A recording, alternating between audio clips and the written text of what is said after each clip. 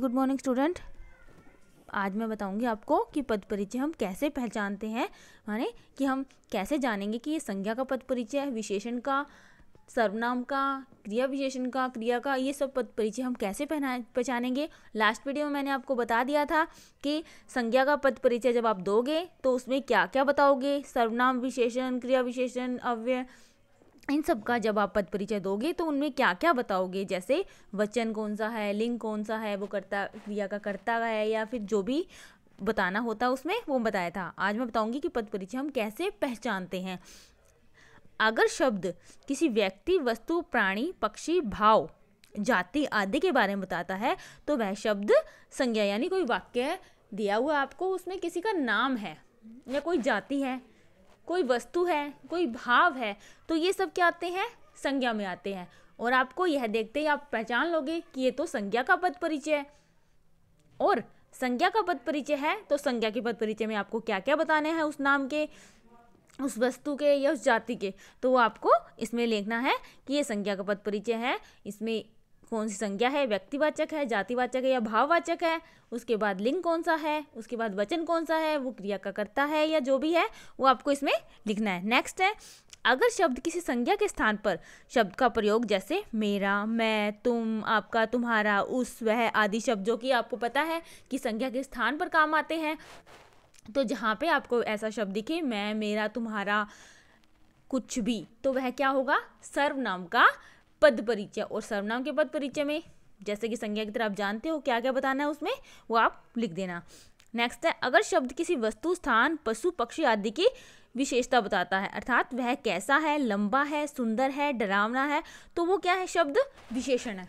जैसे कि आप जानते हैं विशेषण में हम विशेषता बताते हैं किसी की, किसी भी वस्तु के आगे जब कोई अलग सी बात जोड़ती जाती है, जैसे लंबी, घनी, कुछ भी, तो वो क्या हो जाती है, उसकी विशेषता हो जाती है, तो वो क्या होगा, विशेषण, और विशेषण का पद परिचय। नेक्स्ट है, अगर शब्द वाक्य में जो क्रिया है उसकी विशेषता बताता है, वो क्या होता है, क्रिया विशेषण। जैसे कि आप छोटी क्लासेस में मैंने आपको पहले ही बताया है कि अगर जो भी आपने लोअर क्लासेस में पढ़ा है, संज्ञा, सर्वनाम, विशेषण, वो ही आपके 10th क्लास में पद परिचय में काम आएंगे। अगर वो आपको अच्छे से आते हैं तो पद परिचय आप आसानी से कर सकते हैं, क्योंकि उनके भेद ही हैं जो मेन आपको याद रखने लायक है। सबके भेद अगर आप याद रख सक रहे हो तो आप आसानी से ये कर दोगे। क्रिया विशेषण, अब क्रिया के विशेषण के कितने प्रकार होते हैं, क्रिया विशेषण के 4 प्रकार होते हैं। कब, कहाँ, कैसे, कितनी, ये सब क्या होते हैं, क्रिया विशेषण के भेद होते हैं। और यही आपको इसमें बताना है कि जब क्रिया हो रही है वो कैसे हो रही है। जैसे कि क्रिया कब हो रही है, कल हुई थी, अभी हुई है, दिन भर। क्रिया कैसे हो रही है, चुपचाप, अवश्य या तेजी से। क्रिया कहाँ हो रही है, अंदर हो रही है, ऊपर हो रही है या आसपास हो रही है। और क्रिया कितनी मात्रा में हो रही है, कम हो रही है, पर्याप्त हो रही है या ज़्यादा हो रही है। तो ये क्रिया विशेषण के 4 भेद हैं और वहाँ आपको पहचाना है कि ये क्रिया विशेषण का कौन सा भेद है, तो वहाँ पर आपको क्रिया विशेषण का पद परिचय देना है।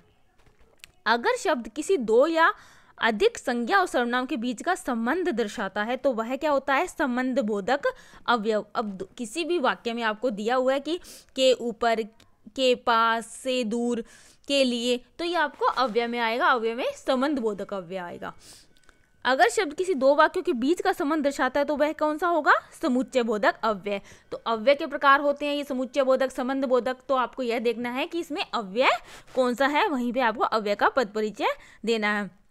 अगर शब्द किसी विस्मय, हर्ष, घृणा, दुख, पीड़ा आदि भावों को प्रकट करते हैं तो वह विस्मयादि बोधक अव्यय है, जिसमें हम किसी बात में शौक हो जाते हैं या दुखी हो जाते हैं, जैसे अरे वाह, अच्छा आदि, ओहो, कुछ भी ऐसा आपको वाक्य में दिखे, जैसे ओहो ये क्या हो गया, वाह बाग में सुंदर फूल खिले हैं, जो भी आपको ऐसा वाक्य में दिखे कि वहाँ पे वाह, अरे, ओह, जो भी पहचानो, आपको क्या लिखना है, विस्मयादि बोधक अव्यय।